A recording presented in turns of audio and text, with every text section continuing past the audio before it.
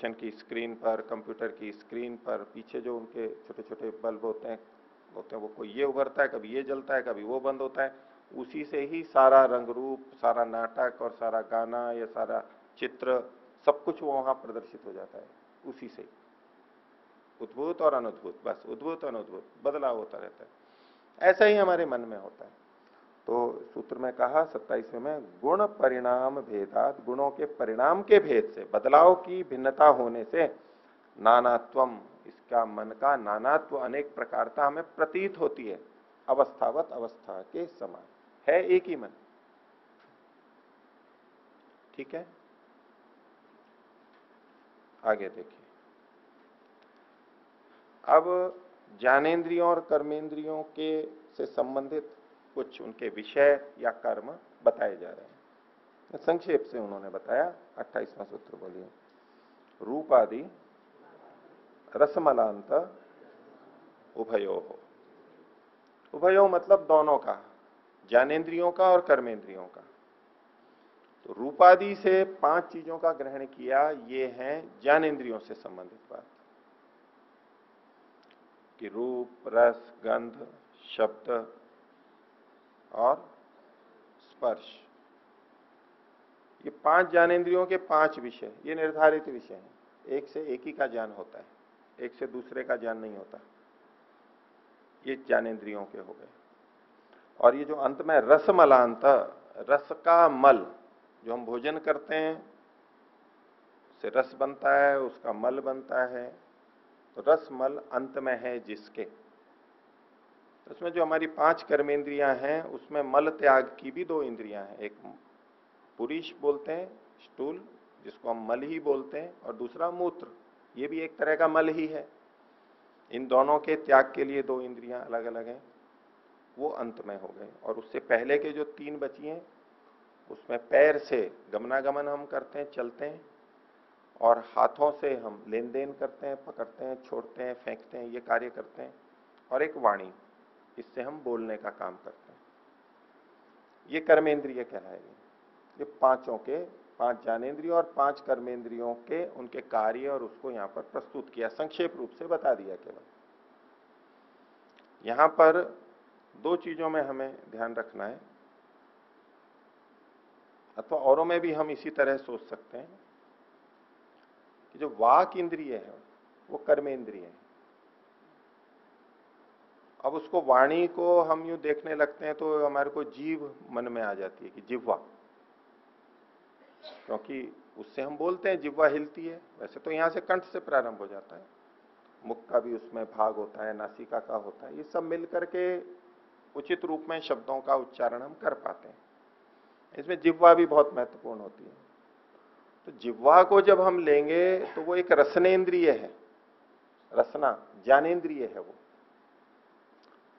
और जब हम बोलते हैं उस समय जो उसकी सहायता मिलती है, उस रूप में वो वाग इंद्रिय है। और वो केवल वाणी, जिह्वा ही नहीं है, उसमें कंठ और ये सारा का सारा पूरा तंत्र आ जाएगा। तो यहां पर ये रसनेन्द्रिय भी है और वाग इंद्रिय भी है, लेकिन वाग इंद्रिय कर्मेंद्रिय है, रसनेन्द्रिय ज्ञानेन्द्रिय है। वो दोनों में भेद हमारे को स्पष्ट होना चाहिए। इसी तरह से पायु और उपस्थ, पायु मतलब मल त्याग की, पुरुष त्याग की इंद्रिय, और उपस्थ यानी तो मूत्रेंद्रिय। इसमें मूत्रेंद्रिय को ही ग्रहण करना है। या पुस्तक में या और जगह पे सुख भोग के लिए, आनंद के लिए भी उसका उल्लेख किया हुआ है, लेकिन वो स्पर्श इंद्रिय का सुख होता है, वो कर्मेंद्रिय का सुख नहीं कहलाता है। स्पर्शेंद्रिय चूंकि संपूर्ण शरीर में विद्यमान है, इसलिए वहां पर भी है और उसकी संवेदना अलग अलग है। तो जो उपस्थ इंद्रिय कर्मेंद्रिय है, उसका कार्य मूत्र त्याग है। जैसे पैरों पर भी चलने का काम हम करते हैं, लेकिन त्वचा है तो संवेदना तो वहां भी होती है। तो पैर को हम ज्ञानेन्द्रिय माने या कर्मेंद्रिय माने? कर्मेंद्रिय ही मानेंगे। त्वचा जो है वो स्पर्शेंद्रिय है, वो एक अलग बात हो गई, वो तो सारे शरीर में है। तो ऐसे ही उपस्थ को कर्मेंद्रिय मानते हैं और वो मूत्र त्याग की इंद्रिय है, सुख भोग की नहीं है, वो तो स्पर्श इंद्रिय से होता है। आगे देखिए, अब ये जो इंद्रियां हैं, इन इंद्रियों से हम कर्म करते हैं, ज्ञान प्राप्त करते हैं, तो इसमें दृष्टा कौन है और करण कौन है, उसकी स्पष्टता, भेद को दिखाने के लिए ये अगला सूत्र है, 29वां सूत्र बोलेंगे। दृष्टित्वादि आत्मनः करणत्वम इंद्रियाणाम। एक तरफ आत्मा को लिया और एक तरफ इंद्रियों को ले लिया। तो दृष्टित्व आदि, दृष्टित्व कहते हैं देखनापन, दृष्टा, दृष्टापन। दृष्टा कौन है? दृष्टा मतलब देखना, उसके साथ में स्पृष्टा छूने वाला, रसयिता चखने वाला, घ्राता यानी सूंघने वाला। इस तरह से ये जो जितना भी हम जानते हैं, ये कौन है? दृष्टित्व किसका है? जानने वाला कौन है? चखने वाला कौन है? सूंघने वाला कौन है? तो इसमें कहा दृष्टित्वादि, ये जो सारा है ये आत्मना, आत्मा का धर्म है, आत्मा का धर्म है। आत्मा देखने वाला है यहां पर, और वो चेतन है। जबकि हम यूं सामान्यतया अगर शरीर का आकलन करेंगे तो हम देखने वाला हमें क्या लगता है? आंखें देखने वाली हैं। सुनने वाले कौन है? कान सुनने वाले हैं, हमें ऐसा प्रतीत होता है। स्वाद लेने वाली कौन है? बोले जीभ स्वाद लेती है। भाषा में भी हम बहुत बोलते हैं ऐसा। ये सारे गौण प्रयोग हैं, अप्रधान प्रयोग हैं, ये वास्तविक प्रयोग नहीं है। और इंद्रियां अपने आप में न देखती हैं, न सुनती हैं, न चखती हैं।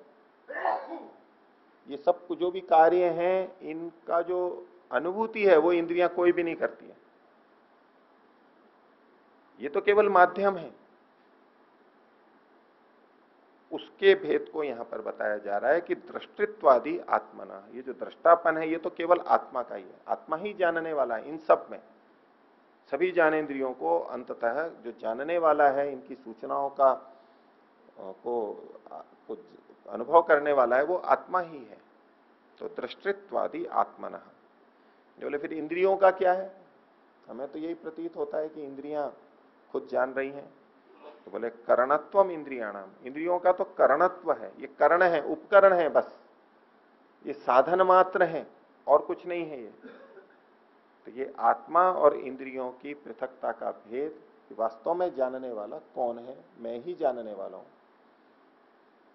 तो ये जो हमें प्रतीति होती है कि भाई यहां कांटा लग गया है, यहां पर ऐसा स्पर्श हो रहा है, तो चमड़ी जान रही है, या यूं कह देते हैं शरीर अनुभव कर रहा है। शरीर नहीं, इंद्रियां ही नहीं करती हैं। शरीर क्या तो कथन ही छोड़ दीजिए। शरीर से सूक्ष्म तो इंद्रियां हो गई, और इंद्रियां सीधे सीधे हमें कारण भी दिखाई देती हैं ज्ञान होने में। तो शरीर भी नहीं अनुभव करता है, न इंद्रियां अनुभव करती हैं। ये सब जानना, देखना, चखना आदि वास्तव में आत्मा करते हैं। और महर्षि ने जो आत्मा की 24 शक्तियां लिखी हैं, उसमें दर्शन, स्पर्शन आदि ये सब लिखे हुए हैं। ये आत्मा की अपनी सामर्थ्य है, लेकिन वो उसकी सामर्थ्य ऐसी है कि बिना इन ज्ञानेंद्रियों के वो अपने आप नहीं जान सकते। बद्धावस्था में इन सब ज्ञान के लिए, इन सब के ज्ञान के लिए उसे इंद्रियों की सहायता की आवश्यकता है, करणों की आवश्यकता है।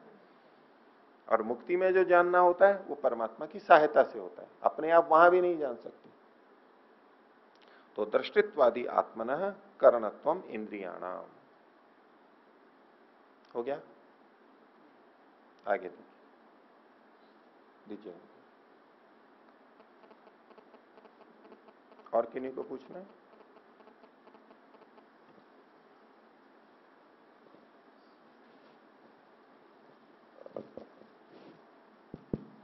आचार्य जी, वृद्धावस्था में इंद्रियां भी दिखाई देती हैं और गोलक भी हैं, तो फिर वो जो कमजोरी है वो किस में आती है?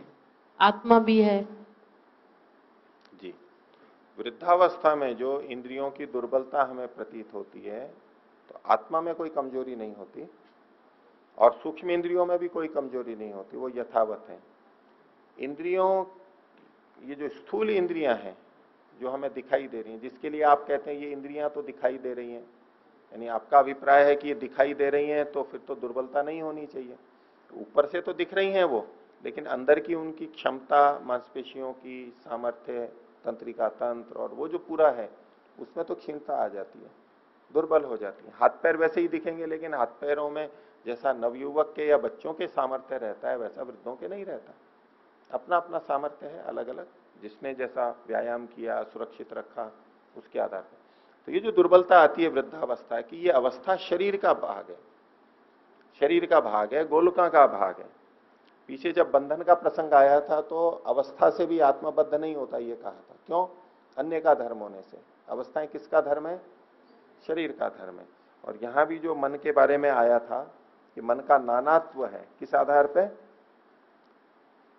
अवस्थावत, ये शरीर की अवस्था के। तो ये जो दुर्बलता, वृद्धावस्था, क्षीणता ये जो आ रही है, ये शरीर की, स्थूल शरीर की ये न्यूनता होती है। इसका तात्पर्य है कि ये जो मस्तिष्क में हमारी इंद्रिय, सूक्ष्म इंद्रियां हैं, वो कमजोर हो जाती हैं? नहीं, स्थूल इंद्रियां कमजोर होती हैं, सूक्ष्म इंद्रियां कमजोर होती हैं वो नहीं। सूक्ष्म इंद्रियां कमजोर नहीं होती हैं, स्थूल इंद्रियां कमजोर होती हैं। जैसे कई बार नेत्र विशेषज्ञ कहते हैं कि आपके पीछे ही नजर नहीं है तो आगे नहीं आ सकती, तो उसका क्या तात्पर्य है?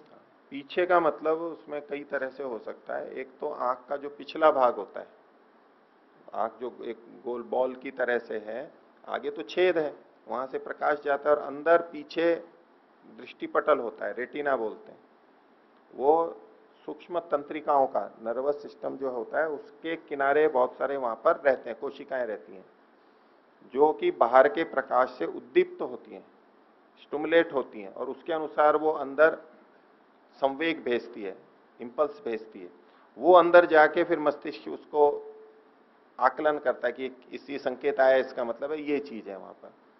तो उसमें कई बार अंदर का मतलब तो रेटिना खराब हो जाता है किसी का, अथवा जो वहां पर ऑप्टिक नर्व बोलते हैं, दृष्टि नाड़ी जो बोलते हैं, ऑप्टिक नर्व, उसमें कहीं क्षय होता है, डिजनरेशन होता है, कमी होती है, वो कारण। ऐसे रचनागत कुछ न्यूनताएं पीछे की अंदर की होती हैं, इसलिए कहते हैं बाहर से आप दवाई डालने से कुछ नहीं होगा, वो तो अंदर की खराबी है। कुछ खराबी बाहर की होती है, कुछ अंदर की खराबी होती है, वो अभिप्राय है, लेकिन वो गोलक का ही भाग, वो सूक्ष्म इंद्रिय का भाग नहीं है। वो गोलक और ये जो पूरे चक्षु वृत्ति जिन जिन नाड़ियों से होकर गुजरती है, ये सारा का सारा स्थूल इंद्रिय के अंतर्गत लेंगे ऐसा। जो हमें ये भौतिक इंद्रियां दिखाई दे रही हैं और जो अतीन्द्रिय है जो मस्तिष्क में है, इनके बीच में भी कोई इतनी महत्वपूर्ण चीज है? वो तंत्रिका तंत्र है, नर्वस सिस्टम के माध्यम वो खराब होता है? हाँ, वो हो सकता है। मस्तिष्क में भी अगर कहीं उस जगह पे चोट आ गई है, मान लो दृष्टि केंद्र में, हाँ, वहां चोट लग गई है, नष्ट हो गया है, यानी रक्तस्राव हो गया, दबाव आ गया, खून नहीं पहुंच रहा है, बहुत सारे कारण हो सकते हैं। अब वो कोशिकाएं नष्ट हो गई तो आगे का सारा भाग ठीक होते हुए भी वो ग्रहण ही नहीं कर पाएगा। जैसे पंखा चलने के लिए पंखा भी ठीक होना चाहिए, बाहर से अंदर का बेरिंग भी ठीक होना चाहिए, वहां तार की सप्लाई भी ठीक होनी चाहिए, बटन जो है वहां भी ठीक होना चाहिए। कहीं भी एक जगह खराबी होगी तो पंखा नहीं चलेगा। वो खराबी इधर भी हो सकती है, वहां भी हो सकती है, पूरा एक क्रम है जी, उसमें, सब जगह से ठीक होता है तो कार्य ठीक होता रहता है। ठीक है, धन्यवाद। आगे देखिए, तो अब 30वां सूत्र देखिए, बोलिए, त्रयाणाम स्वालक्षण्यम, तीनों का जो अपना लक्षण है बस वही उनका कार्य है, स्वभाव है। अब ये तीन कौन है ये स्पष्ट तो लिखा नहीं है यहां पर, लेकिन हम प्रसंग से इसको समझ लेते हैं कि भाई पीछे ज्ञानेन्द्रिय कर्मेंद्रिय का वर्णन आ गया। अब तीन कौन सी इंद्रियां हैं? तीन की संख्या कहां घटेगी? अंतःकरण में घटेगी, मन, बुद्धि और अहंकार। बुद्धि के लिए कहा अध्यवसायो बुद्धि, अहंकार के लिए कहा अभिमानो अहंकार, मन के लिए कहा उभयात्मकम मन। ये जो पीछे वर्णन किया, इनका जो अपना अपना लक्षण बता चुके हैं, ये तीनों के सबके अपने अपने लक्षण होते हैं, इसी से इनका भेद हमें समझना चाहिए। इसी के आधार पर हमें इन तीनों का परस्पर भेद समझना चाहिए। लक्षणों से भेद है, लक्षणों के भेद से हम इंद्रिय में भी भेद समझते हैं, तीनों अलग अलग हैं। या ऐसा नहीं समझें कि इंद्रिय एक ही है लेकिन उसकी शक्तियां तीन अलग अलग हैं। ये उसी तरह की बात हो जाएगी जैसे पीछे ज्ञानेन्द्रिय कर्मेंद्रिय के लिए वो पूर्व पक्षी कह रहा था कि हम बाहर के नहीं है तो फिर अंदर एक ही इंद्रिय मान लेंगे ना, उसी की ये सब शक्ति भेद मान लेंगे। बोले नहीं, शक्ति भेद होने से इंद्रिय भी भेद है। इसी प्रकार से अंतःकरण के जो तीन भाग हैं, इनके कर्मों की भिन्नता से इंद्रियां भी भिन्न भिन्न है, उसी तरह के कार्यों को करती हैं। तो त्रयाणाम स्वलक्षण्यम, उनके जो अपने अपने लक्षण हैं, जो अपनी अपनी क्रियाएं होती हैं, उसी से इनका हमें पता लगता है। ठीक है। अब कुछ और क्रियाओं के बारे में चर्चा चल रही है कि ये जो हमने कर्मेंद्रियों की क्रियाएं जानी, हम जितना समझते हैं पांच कर्मेंद्रियों की, उसके अतिरिक्त भी कुछ क्रियाएं होती रहती हैं हमारे शरीर में। अब जैसे हम भोजन निगलते हैं, भोजन अंदर जाता है, ये भी तो क्रिया है। हम श्वास को लेते हैं, छोड़ते हैं, ये भी तो क्रिया है, कर्म हो रहा है नहीं। जो पांच कर्मेंद्रियां बताई उनमें से ये किसके अंतर्गत आएगा? किसमें देंगे इसको? लेकिन क्रिया तो हो रही है। हमें छींक आती है, हमें उबासी होती है, हमारा हृदय धड़क रहा है, रक्त संचालित हो रहा है, भोजन पच रहा है, आंतों और अंदर के मलमूत्र के लिए बाहर के भाग को छोड़ दीजिए, अंदर जो वो बन रहे हैं और धीरे धीरे सरक रहे हैं, ये जो सारा है, प्रसव होता है, गर्भ की बच्चा जो उत्पन्न होता है उस समय जो क्रिया हो रही है, ये जो सारी बहुत सारी क्रियाएं हो रही हैं, ये किस कर्मेंद्रिय से हो रही हैं, इसके बारे में क्या कथन है? तो उसके लिए ये अगला सूत्र बताया जा रहा है। बोलिए, 31वां सूत्र। सामान्य कर्ण वृत्ति प्राणाख्या, या तो प्राणाद्या पाठ भेद भी है आपके, होगा वो वायवः पंच। बोले ये बहुत सारी जो दूसरी क्रियाएं हो रही हैं जो कि प्राण आदि की, जो प्राण नाम की हैं, ये वायवः पंच, पांच वायु हैं। वायु के पांच भेद किए जाते हैं, प्राण, अपान, उदान, व्यान और समान। ये मुख्य प्राण पांच कहे जाते हैं, यद्यपि पांच उप प्राण भी माने गए। नाग, कूर्म, धनंजय, देवदत्त और कृकल। नाग, कूर्म, कृकल, देवदत्त और धनंजय, ये पांच उपभेद भी हैं, उप प्राण हैं ये। ऐसे करके 10 प्राण माने जाते हैं, पर अभी यहां मुख्य प्राणों के लिए कहा जा रहा है। तो प्राणाख्या, प्राण नाम के जो होते हैं, ये वायवः पंच, ये वायु के ही पांच भेद हैं एक तरह से। इस पे भी चर्चा चलती है कि ये वायु के ही भेद हैं या कुछ और शक्तियां हैं। तो इन्होंने वायवः पंच, ये पांच वायु हैं, प्राण वायु, अपान वायु, उदान वायु, समान वायु और व्यान वायु। इस सबके आगे वायु शब्द लगाते हैं, वायु शब्द लगाते हैं।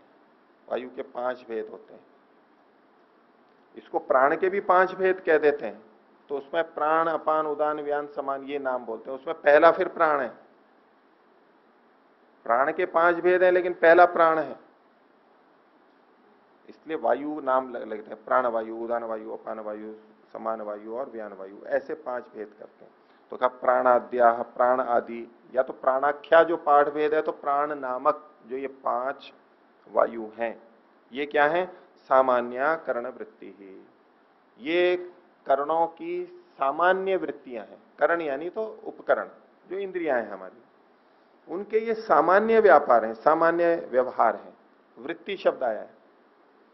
वृत्ति शब्द प्राय करके हम चित्त के साथ ही जोड़ते हैं। चित्त वृत्तियां, योगश्चित्त वृत्ति निरोध। जहां भी वृत्ति शब्द आता है तो हम क्या समझते हैं? वृत्तियों को रोको। वृत्तियों को रोको मतलब मन की, चित्त की वृत्तियों को रोको। हम वहीं पर ही जाकर के इसको ले जाते हैं। वो अधिक प्रचलित है इसलिए ऐसा प्रयोग हो रहा है। वैसे वृत्ति का मतलब होता है व्यापार, कार्य। वृत्ति का मतलब व्यापार। जैसे संस्कृत के अंदर कहा भी जाता है, जैसे हम कहते हैं ना, आप क्या कार्य करते हैं, आपकी आजीविका का क्या है, आपकी वृत्ति क्या है, ये वृत्ति का मतलब है। एक वृत्ति ये होता है कि भाई इसकी आदमी की वृत्ति ठीक नहीं है, यानी प्रवृत्ति भावना ठीक नहीं है, वो वृत्ति विचार ठीक नहीं है, वो एक अलग अर्थ में वृत्ति होता है। लेकिन जो कार्य करते हैं, कोई दुकान का करता है, कोई नौकरी करता है, कोई कंप्यूटर का कार्य करता है, कोई सेवा और कुछ करता है, इसको भी वृत्ति बोलते हैं। ये हमारी कैसी वृत्ति है, बोले कृषि वृत्ति करता हूं मैं अध्यापन, मेरी अध्यापन वृत्ति है, मैं अध्यापन का कार्य करता हूं, ऐसे। तो वृत्ति शब्द व्यापार या क्रिया के लिए आता है, वृत्ति शब्द व्यापार के लिए आता है। तो ये व्यापार जैसे मन में होता है ऐसे इंद्रियों में भी होता है, सभी करणों में। ये इसलिए यहां पर करण वृत्ति शब्द आया है। मन भी एक करण है, उसमें भी वृत्ति होती है। तो इंद्रियां भी वृत्ति हैं, इंद्रियां भी करण है, उनकी भी वृत्ति होती है। बुद्धि भी करण है, उसकी भी वृत्ति होती है। अहंकार की भी वृत्ति होती है। तो वृत्तियां तो सबकी हो जाएंगी, पर प्रचलित है वो मन की वृत्ति के संदर्भ में। और मन के संदर्भ में भी जब हम वृत्ति की बात करते हैं, यानी योग दर्शन की दृष्टि से, वृत्ति शब्द वहीं से बहुत प्रचलित हुआ है। वृत्ति और संस्कार, वृत्ति और संस्कार। तो वहां जब वृत्तियों की बात होती है, वो भी चित्त के ज्ञानात्मक व्यापार की बात होती है। चित्त के दो तरह के व्यापार होंगे। अभी पीछे हमने देखा मन कैसा है, उभयात्मकम मनः, मन दोनों प्रकार का होता है, कर्मेंद्रिय भी है और ज्ञानेन्द्रिय भी है। तो मन की वृत्तियां दोनों तरह की होती हैं। मन की वृत्तियां क्रियात्मक भी होती हैं और ज्ञानात्मक भी होती हैं, दोनों होती हैं। जब आत्मा की इच्छा अनुसार आत्मा की इच्छा अनुसार जब मन, आत्मा से मन को प्रेरणा हुई, आत्मा बुद्धि से निश्चय करके मन को प्रेरित करता है और मन उस इंद्रिय को प्रेरित करती है। मान लीजिए मैंने ये वस्तु उठाई, अब ये वस्तु उठी है तो मन में भी वृत्ति तो थी। मन ने हाथ को प्रेरित किया। अब ये जो मन में वृत्ति हुई है, ये मन की क्रियात्मक वृत्ति है, ये ज्ञानात्मक वृत्ति नहीं है, ये क्रियात्मक वृत्ति है। अब मान लीजिए मैंने किसी व्यक्ति को देखा। अब देखा तो वो सूचना नेत्र के माध्यम से पहले मन में गई और मन से फिर बुद्धि में भी गई और आत्मा तक पहुंची। अब जब ये सूचना किसी व्यक्ति की मन में गई, इस समय भी मन में एक व्यापार हुआ, वृत्ति हुई। ये जो व्यापार हुआ, वृत्ति हुई, ये मन का ज्ञानात्मक व्यापार है। तो मन के दो तरह के व्यापार हैं, एक ज्ञानात्मक और एक क्रियात्मक। जब कर्मेंद्रियों से को प्रेरणा दी जा रही है तो ये मन का क्रियात्मक व्यापार है, क्रियावृत्ति है। और जब हम ज्ञान प्राप्त करते हैं तो ये मन के का ज्ञानात्मक व्यापार है, ये ज्ञान वृत्तियां हैं। योग दर्शन में जो 5 वृत्तियां बताई गई हैं, प्रमाण, विपर्यय, विकल्प, निद्रा और स्मृति, ये पांचों की पांचों चित्त की ज्ञानात्मक वृत्तियां हैं। ये क्रियात्मक वृत्तियां नहीं है, कर्मात्मक वृत्तियां नहीं है, ये चित्त के ज्ञानात्मक व्यापार है। तो जैसे मन के व्यापार होते हैं, वृत्तियां होती हैं, ऐसे बाकी इंद्रियों की भी वृत्तियां होंगी, उनके अपने अपने व्यापार कार्य हैं। तो अब इस सूत्र पे वापस आइए। सामान्य करण वृत्ति, करणों की यानी इंद्रियों की जो सामान्य वृत्तियां हैं, सामान्य व्यापार हैं, वो क्या है? वो ये 5 प्राण नाम के वायु के 5 भेद हैं।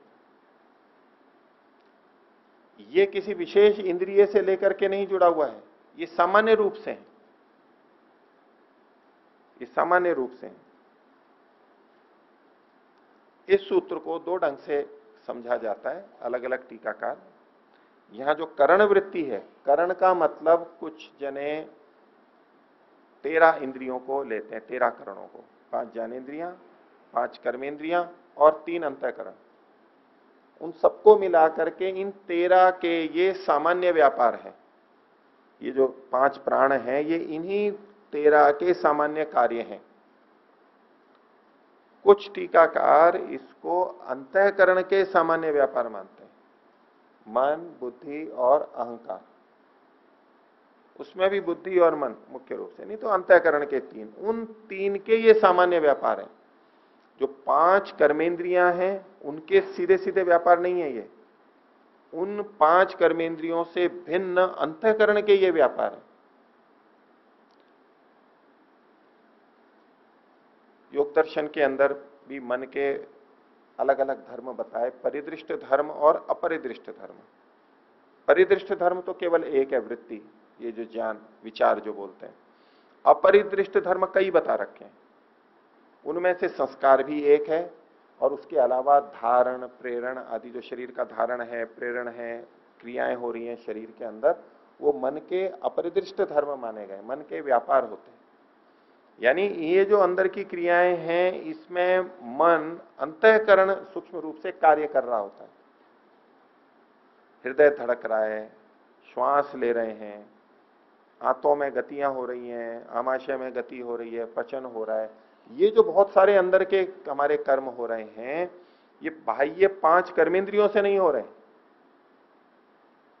ये उनसे भिन्न अंतःकरण के माध्यम से हो रहे हैं।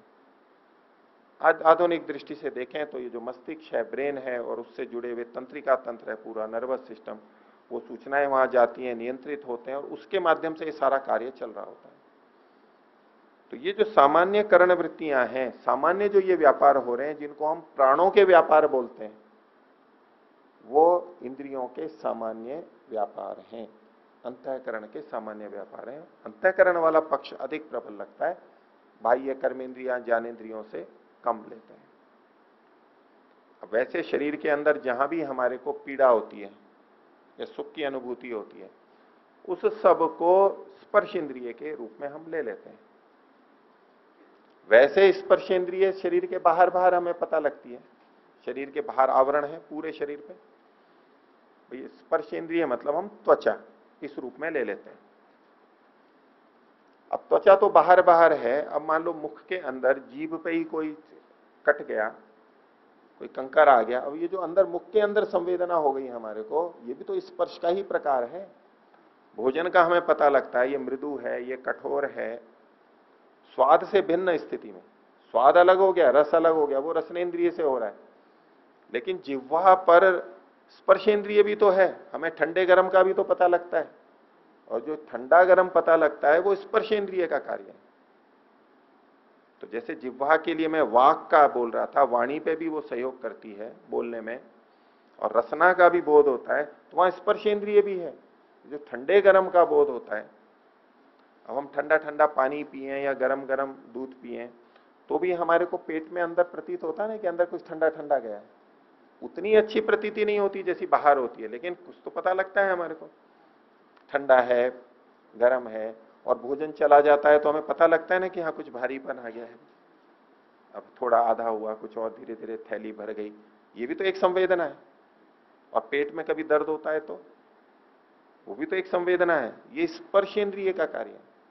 इसी तरह पेट में अन्य भी जगह पे हमें कभी पीड़ा होती है, कभी भारीपन लगता है, कभी हल्कापन लगता है, तो वहां त्वचा बाहर वाली न होते हुए भी अंदर जो ये सारी संवेदना होती है, ये स्पर्शेंद्रिय का ही कार्य माना जाता है। और अंदर भी जो क्रियाएं हो रही हैं वो भी कर्मेंद्रियों का परोक्ष रूप से कार्य हम मान सकते हैं, नहीं तो अंतःकरण के द्वारा ये सारा कार्य हो रहा है। तो सामान्य करण वृत्ति, इंद्रियों की, करणों की जो सामान्य वृत्तियां हैं, ये प्राणाख्या, वायव, पंच, ये 5 होते हैं। अब इन 5 प्राणों के मुख्य स्थान अलग अलग माने गए हैं, और इनके द्वारा क्रियाएं भी होती हैं। जैसे प्राण को हृदय स्थान में माना गया, फेफड़ों में माना गया। उदान है वो कंठ में माना गया, जो हमारा ऊपर की तरफ निकलता है, जिसमें हमारी उद्गार भी आती है, डकार भी आती है, उबासी आती है, छींक है, ये जो ऊपर से बाहर निकलती हैं चीजें, उसके लिए उत आन। प्र अन, अन जो है ना ये सब में जुड़ा हुआ है, प्रकर्ष रूप से गमन। उत माने ऊपर, ऊपर जो चीजें आती हैं, उतान। व्यान, वी आन, वी मतलब चारों ओर से, जो पूरे शरीर में रक्त का परिभ्रमण हो रहा है, ये व्यान वायु भ्रमण करा रहा है। समान, सम आन, इस समान वायु के लिए कहा जाता है, ये हमारे में पाचन करता है, जैसे बाहर अग्नि को वायु चाहिए और वायु आती है तो अग्नि बढ़ती है, ऐसे जठराग्नि अंदर जो पाचन हमारा पूरा हो रहा है इसको प्रेरित करने वाला समान वायु होता है। कब कौन सा पाचक स्राव निकले, क्या हो, गति हो, ये जो पाचन से संबंधित क्रियाएं हो रही हैं वो समान वायु करता है, वो समान वायु नाम दिया गया। अपान वायु, अप कहते हैं नीचे को, नीचे जाना, तो नीचे जो हमारी चीजें निकलती हैं उसमें मल, मूत्र, रजस्राव, वीर्य, बच्चा जन्म होना, ये जो चीजें नीचे निकलती हैं ये सब अपान वायु के द्वारा होते हैं। ये एक शक्ति है, वायु की एक शक्ति है, इसको पूरा तंत्रिका तंत्र के अंतर्गत लिया जाता है। आयुर्वेद में जो वात पित्त कफ 3 माने जाते हैं उसमें जो वायु है, तो वायु के लिए कहा जाता है वायुस तंत्र यंत्र धरह, इस पूरे तंत्र और यंत्र का धारण करने वाला है वायु। ये वायु वैसा स्थूल वायु नहीं है जो हमारे मार्गों से बाहर निकलता है, ये वो वायु नहीं है आयुर्वेद वाला। ये पूरा जो तंत्रिका तंत्र है, ये जिससे कार्य कर रहा है उसको वायु के नाम से बोला गया है। तो वायु तंत्र यंत्र धरा सर्वेंद्रियाणाम उद्योजक सर्व क्रियाणाम प्रवर्तक, हमारे शरीर में जितनी क्रियाएं हो रही हैं वो सारी वायु के कारण से हो रही हैं। तो आज की भाषा में कहेंगे तो ये तंत्रिका तंत्र के माध्यम से हो रही है। संवेदना, ये जो गति हो रही है, इंपल्स जा रहे हैं, वायु कैसी होती है? चल होती है, चलायमान होती है, लघु होती है, ये सब वही सारी क्रियाएं हो रही हैं। तो यहां जो ये 5 प्राण बताए गए हैं, 5 वायु ही बताई गई हैं, ये पूरा का पूरा हमारा तंत्रिका तंत्र वाला भाग है। अंदर जो जो कार्य हो रहे हैं, ये विविध क्रियाएं हमारे शरीर में होती हैं, ये हमारे लिए आवश्यक है, उपयोगी हैं हमारे लिए। हाँ, इनमें विकार हो जाता है तो चिकित्सा की जाती है, उल्टी भी हो जाती है, ये विपरीत हो जाती हैं, इनका अवरोध हो जाता है, उचित मात्रा में ये कार्य नहीं करते हैं तो हमारे को असुविधा होती है, बाधा होती है। इनका उचित रूप से कार्य होना हमारे लिए आवश्यक है। तो ये 5 प्राण जो सामान्य है, ये भी एक तरह से कर्ण की ही वृत्तियां हैं, ये भी हमारे उपकरण की तरह से हैं, हमारे लिए उपयोगी। हो गया इतना? हाँ, पूछिए।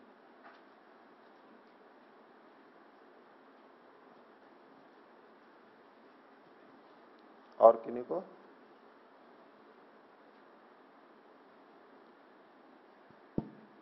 आचार्य जी, ये यहाँ कर्ण बताए गए हैं प्राणों को, और पीछे इंद्रियों को कर्ण बताया गया है, तो कर्ण किसको माना जाए? कई जगह उपनिषदों में ये भी आ रहा है कि प्राण जो है सारी इंद्रियों से ज्यादा महत्वपूर्ण है, ऐसी भी कुछ व्याख्या आती है।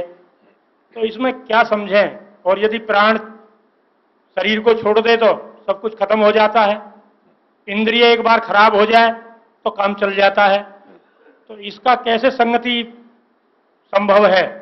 जी देखिए, यहां जो प्राण शब्द कहा गया, ये प्राण का मतलब है जो 5 वायु हैं और भिन्न भिन्न जो क्रियाएं हो रही हैं, ये भी करणों के ही सामान्य कार्य हैं।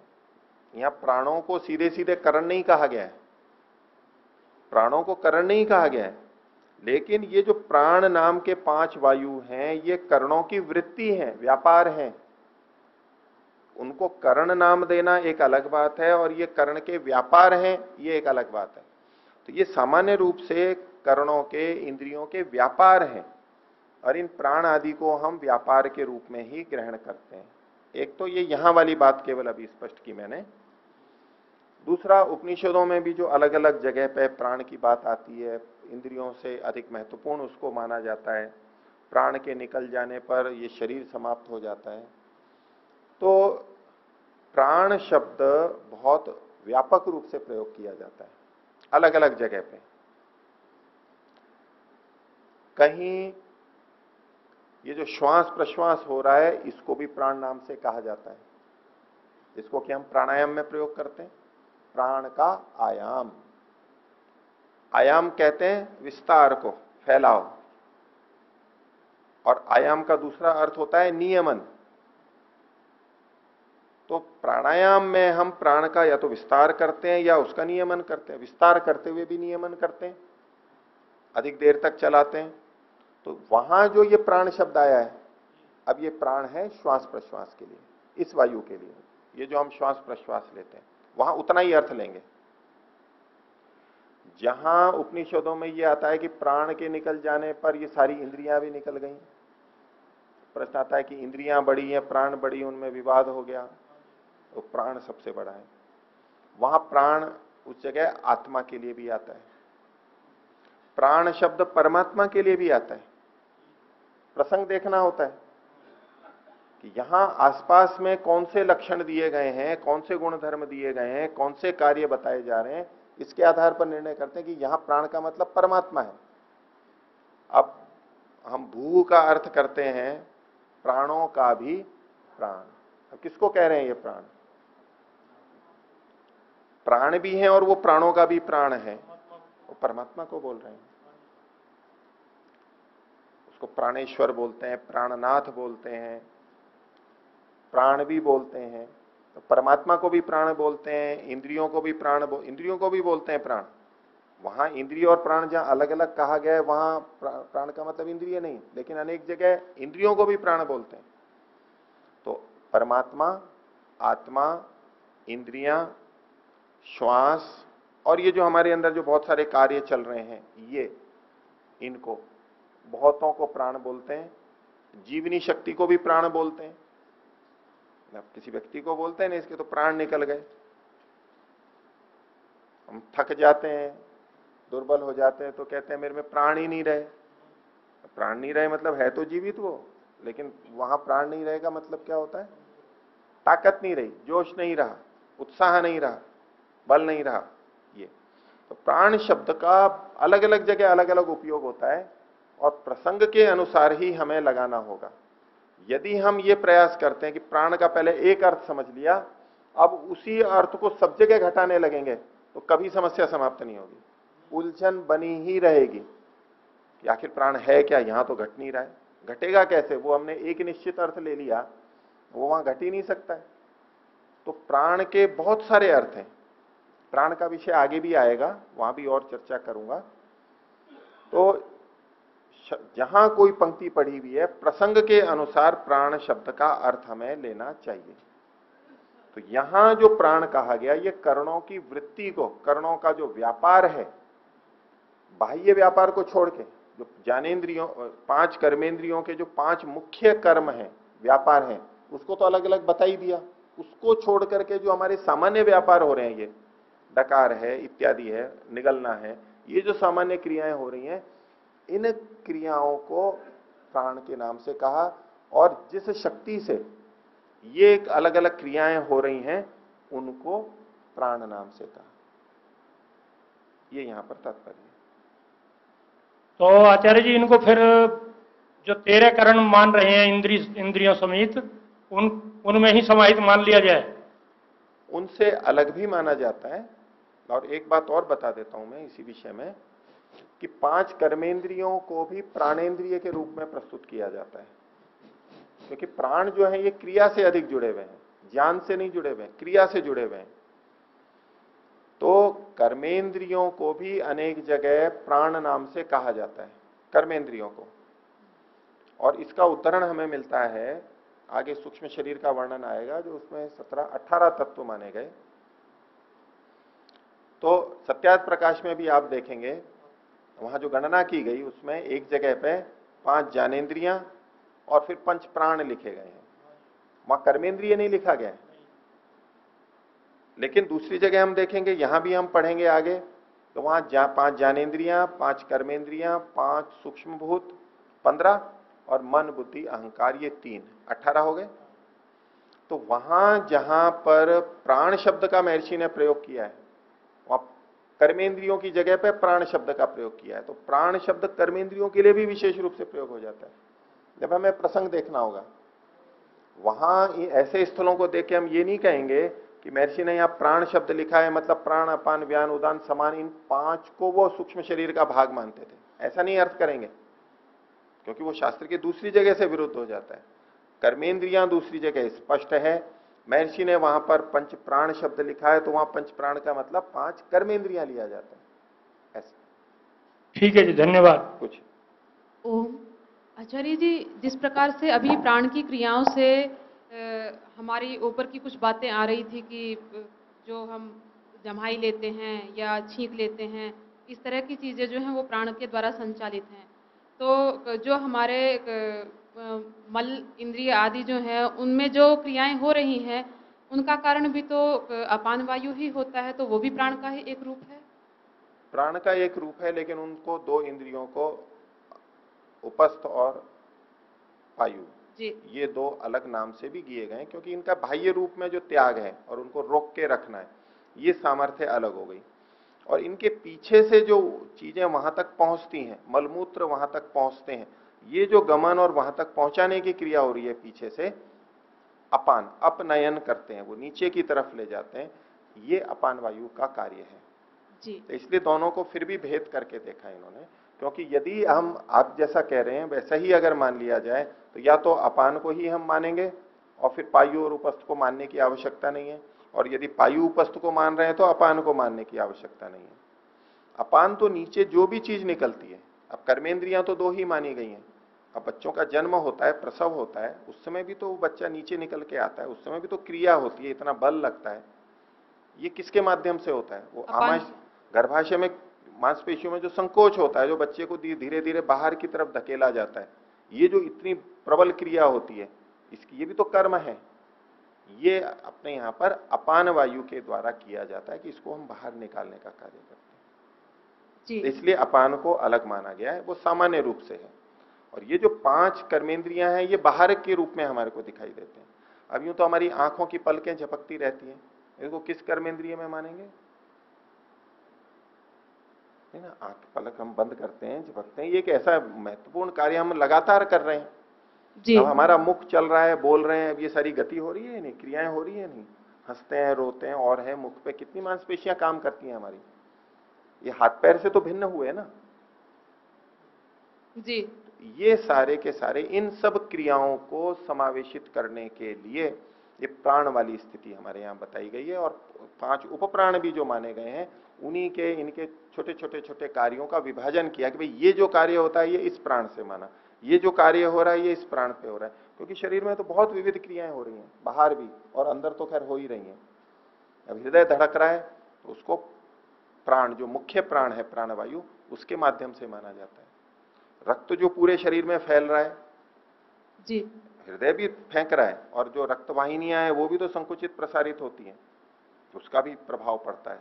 उनकी अपनी प्रत्यास्थता यानी इलास्टिसिटी होती है, वो भी रक्त को आगे बढ़ाने में सहायता करती है। और जो जिसको हम खराब रक्त बोलते हैं, यानी शिराओं में जो रक्त होता है, ऑक्सीजन की कमी वाला, जो नीचे से ऊपर चढ़ के आता है हृदय की तरफ, उसको पहुंचाने में भी तो वहां पर वाल्व वगैरह लगे रहते हैं, वो सारी क्रियाएं होती हैं, तब वो हमारा उचित स्थल पर हृदय तक पहुंच पाता है। ये जो सारी की सारी क्रियाएं अंदर हो रही हैं, इनमें भी कर्मेंद्रियां काम कर रही हैं, इसमें प्राण काम कर रहे हैं अलग ढंग से। ये बाह्य कर्मेंद्रियां नहीं है 5 कर्मेंद्रियां। तो इस तरह विविध क्रियाएं हमारे शरीर में हो रही हैं, वो सारी की सारी क्रियाएं वायु के अंतर्गत आती हैं। इनको प्राणों के अंदर 5 प्राण या 10 प्राण, इस रूप में इसको उन्होंने सोच के अलग अलग इनका विभाजन किया, और नाम एक मोटा मोटा नाम दे करके विभाजन किया। ये सारा वायु के अंतर्गत आता है। और शरीर में जो वायु की विकृति मानी जाती है आयुर्वेद में, उसमें इन सब क्रियाओं में से कहीं भी कुछ भी होता है, वो उसको विकार माना जाता है। जी, इतना तो स्पष्ट हो गया। अभी समान और व्यान की चर्चा थोड़ी सी और हो जाए तो वो भी थोड़ा अच्छे से स्पष्ट हो जाएगा। जी, समान वायु जो है वो अग्नि को बढ़ाती है हमारी, वो जठराग्नि के साथ में रहती है। जैसे चूल्हे की अग्नि को बढ़ाने के लिए वायु अगर हम अच्छी तरह से करेंगे तो ठीक जलता है, वायु की न्यूनता होगी तो वो कम जलते हैं। जी कुछ इसी तरह से जो हमारी जठराग्नि है, यानी पाचन क्रिया, अलग से कोई अग्नि नहीं जल रही है वहां पर, लेकिन पचन जो हमारा हो रहा है वो आमाशय में हो रहा है, ग्रहणी में हो रहा है, छोटी आंत में हो रहा है। ये जो सारा का सारा हमारा पाचन हो रहा है अन्न का, इसमें जो वायु सहायता कर रही है, विविध क्रियाएं हो रही हैं, जो विभिन्न स्राव आ रहे हैं वो वहां तक पहुंच रहे हैं, वो छूटते हैं वहां पर, अब ये निकलेंगे, अब ये नहीं निकलेंगे, ऐसा भोजन आया है तो ऐसा स्राव निकलेगा। अब यदि हम घी वाली चीजें अधिक खा रहे हैं तो यहीं से मुख से ही संकेत चला जाता है मस्तिष्क को कि घी वाली चीज अधिक आ रही है, पित्त को अधिक छोड़ना है, घी के पाचन के लिए, उसके एसिमिलेशन के लिए, उसका जो छोटे छोटे कण बनते हैं उसमें पित्त काम करता है घी को, और तब वो पच पाता है। तो यहीं से ही संवेदनाएं शुरू हो जाती हैं। ऐसा भोजन आ रहा है, आमाशय में चला गया, अब आंत में आ रहा है, तो अब ये स्राव होना है। ये जो सारा तंत्र है, तंत्रिका तंत्र का, ये सूचनाएं आना जाना, ये सारा वायु के तंत्रिका तंत्र से हो रहा है। तो पाचन से संबंधित जितनी भी क्रियाएं हो रही हैं, ये समान वायु का कार्य है। तो समान वायु में विकार आ जाएगा तो पाचन से संबंधित विकार शुरू हो जाएंगे। ये भी एक तरह से प्राण का विकार कह सकते हैं, समान प्राण का विकार कह सकते हैं। व्यान का, व्यान जो है ये पूरे शरीर में चलने वाला, वो रक्त संचार, परिभ्रमण और सारी संवेदनाएं, सूचनाएं जो इधर से उधर आती जाती हैं। तो रक्त भी हो गया, श्लेष्म जो होता है हमारा लिम्फेटिक तंत्र होता है, वो भी, उसमें भी जो भी कुछ आना जाना इधर उधर चलता है व्यापक रूप से पूरे शरीर में, वो व्यान वायु के माध्यम से आना जाता है। ऐसा कुछ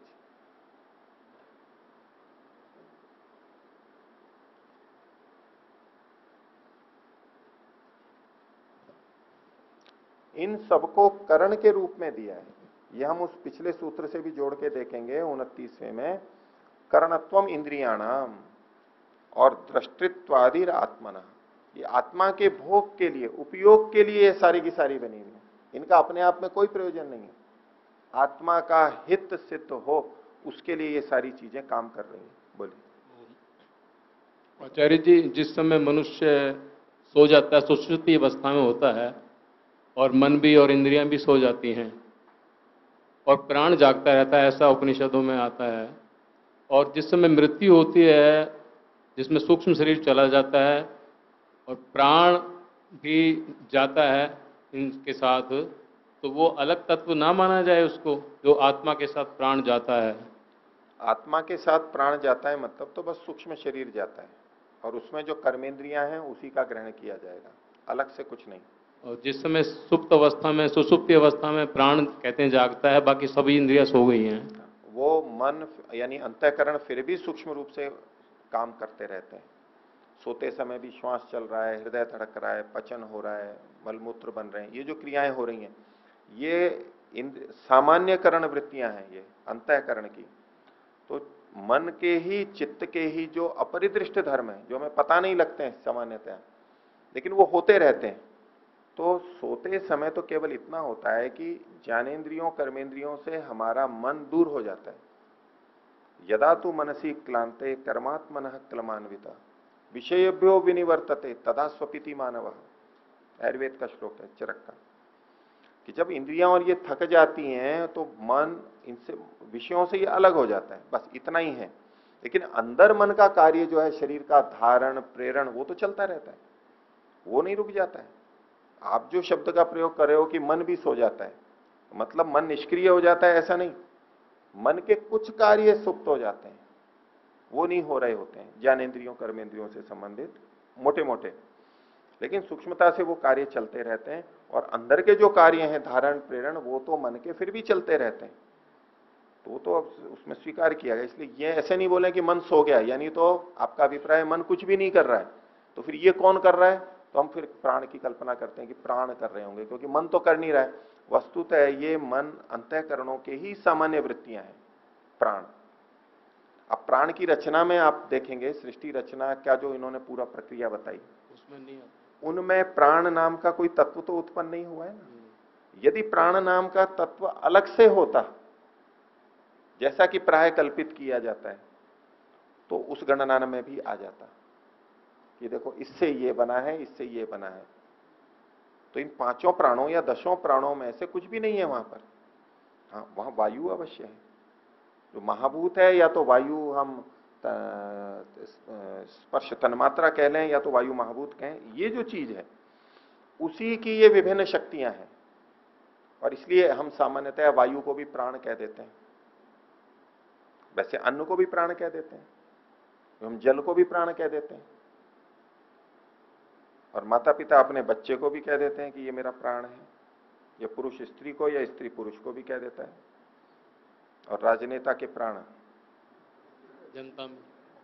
जनता में या उसकी कुर्सी पे या उसके मंत्रालय पे, जो भी है उसका। किसी के कहीं प्राण होते हैं, किसी के कहीं प्राण होते हैं। रावण के प्राण कहते थे कहां पर है?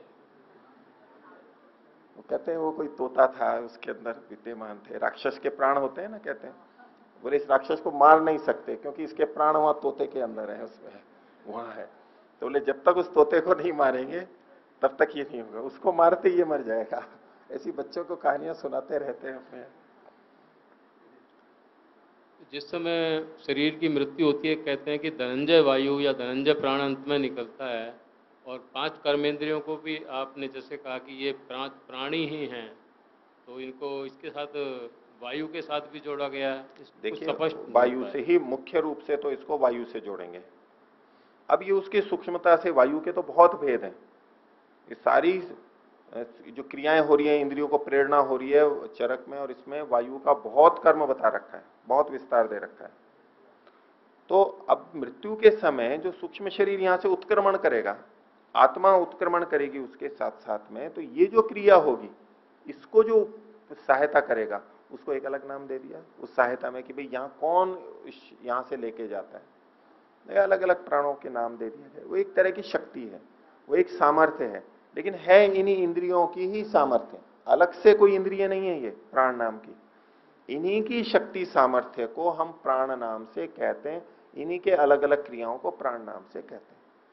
ईश्वर को प्राण स्वरूप कहा जाए या प्राणों का प्राण? प्राणों का प्राण कह लो, प्राण स्वरूप कह लो, सब घटेगा उसमें। और ईश्वर को भी कई जगह प्राण शब्द ईश्वर के लिए ही आता है, वहां हमारे को प्रसंग से पता लगता है ये प्राण का मतलब यहां पर क्या है। भाई यहां पर वायु वाला प्राण तो हम ले ही नहीं सकते, घटेगा ही नहीं वहां पर। वहां जो लक्षण होते हैं, तात्पर्य जो निकाला जाता है वाक्य का कि यहां आसपास में कौन से चिन्ह दिए गए हैं। कल जो मैं मीमांसा की बात बोल रहा था, श्रुति लिंग वाक्य प्रकरण स्थान समाख्या, उसमें लिंग यानी लक्षण, वहां कौन से लक्षण दिखाई दे रहे हैं उनसे पहचान हो जाएगी कि ये होगा। अब राम शब्द बोलेंगे तो कौन से राम का ग्रहण करेंगे? राम शब्द ऐतिहासिक राम तो कई हो चुके हैं ना। एक लक्ष्मण के भाई राम है, एक परशुराम है और एक बलराम है। 3 राम होते हैं ना। लेकिन प्रसंग अगर आएगा कृष्ण के साथ में आएगा तो राम शब्द का मतलब बलराम ही लेंगे, और वो नरसंहार और वो जो सारी बातें आएगी तो हम परशुराम ही लेंगे उसका अर्थ। और सीता के साथ वर्णन आएगा, लक्ष्मण के साथ आएगा तो हम दशरथ पुत्र राम को लेंगे। कैसे निर्णय किया हमने कि आसपास में जो चिन्ह लक्षण दिखाई दिए हमें पहले से पता है कि ये इससे संबंधित है, ये इससे संबंधित है, उसके आधार पर हम निर्णय करते हैं। हम जैसे सामान्य भाषा में करते हैं ऐसे शास्त्रों में भी प्राण के बारे में करना आवश्यक है, नहीं तो प्राण के बारे में उलझन बनी ही रहेगी। वहां ये कहा, वहां ये कहा, ये समझ में ही नहीं आ रहा है प्राण। ये अध्यात्म के क्षेत्र में प्राण एक बहुत उलझा हुआ विषय है। कहीं कुछ शास्त्रों को देखेंगे तो बड़ा विचित्र लगेगा। हाँ, जो शास्त्रों को नहीं देखते हैं, किन्हीं से भी सीखा है, सुना है, उन्होंने जो बता दिया वो मान लिया, उन्होंने एक निश्चित अर्थ बता दिया, उसको तो कोई भ्रांति नहीं होगी, वो तो एक ही अर्थ देखेगा। पर जब वो किसी दूसरे को सुनेगा तो देखेगा ये प्राण शब्द का प्रयोग ये तो कुछ और ही अर्थ में कर रहे हैं, ये तो प्राण कुछ और मानते हैं, वो प्राण को कुछ और मानते हैं। तो ऐसे बताने वालों में भी दृष्टिभेद हो जाएगा, सुनने वाला भ्रांति में जाएगा, और शास्त्रों को पढ़ेंगे तो भी भ्रांतियां हो जाएंगी। इसका एकमात्र उपाय यह है कि हम इस बात को समझ लें कि प्राण शब्द का प्रयोग अनेक अर्थों में शास्त्रों में किया गया है। हम ये समझ लेते हैं कि ये शब्द प्रयोग किया है तो सब जगह एक ही अर्थ में किया गया होगा, ये समझ के जब हम चलेंगे तो कभी भ्रांतियां नहीं मिटने वाली हैं प्राण के बारे में। तो आसपास के लक्षणों को देख करके कहते हैं कि यहाँ प्राण शब्द का आत्मा के लिए प्रयोग है, यहाँ परमात्मा के लिए है, यहाँ वायु के लिए है, यहाँ इसके लिए है। ऐसे ऐसे हमें निर्धारण करना चाहिए, ये इसका उपाय है। आचार्य जी, फिर इनको प्राणों को कर्मेंद्रियों में ले, कर्मेंद्रियों के ही व्यापार हैं। ये जो कर्ण वृत्ति शब्द प्रयोग किया है ना, हाँ जी, ये कर्मेंद्रियों के ही व्यापार हैं। तो इनको कर्मेंद्रियों ना कह करके आप कहो इंद्रियों के व्यापार हैं, अंतःकरण के व्यापार हैं, ऐसा कह लीजिए, मन के व्यापार हैं ये।